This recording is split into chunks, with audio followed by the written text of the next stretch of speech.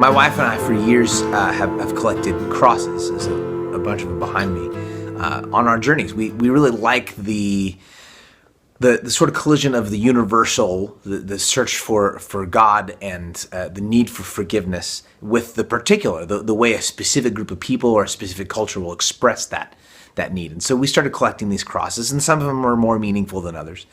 One of the more meaningful pieces that we brought home was this little green glass cross, and its meaning mostly had to do with like that particular time in our lives and our journey together.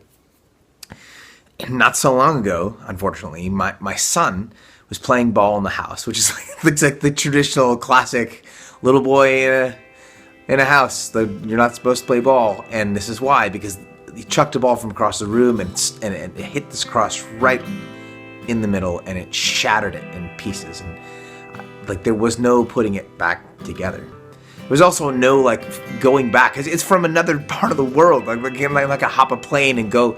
And that's the way it is with like personal injury. When we're hurt, when someone does something that hurts us, we don't get back what we lose in that moment, right? Like you don't get back the time, you don't get back that day, you don't get back those emotions, you can't take back those words, right? We don't get back what we lose when we're hurt by one another.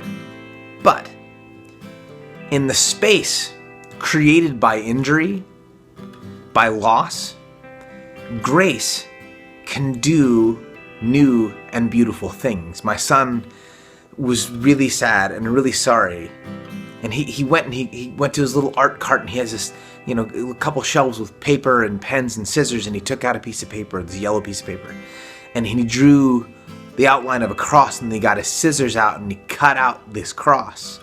And then he got a hole punch, and he punched a hole on the top, and then he set off to the side and he wrote a little note about how sorry he was for having broken the cross. And now that cross, that little paper cross, is my favorite cross on the wall, because it's his expression, and I just really dig him. It's his little expression of his need for forgiveness. See, when we're hurt by one another, we can't get back that time. We don't replace the things that we lose when we are injured by one another. But in the space created by personal injury, in the space created by hurt, forgiveness and grace can do truly good and beautiful and new things.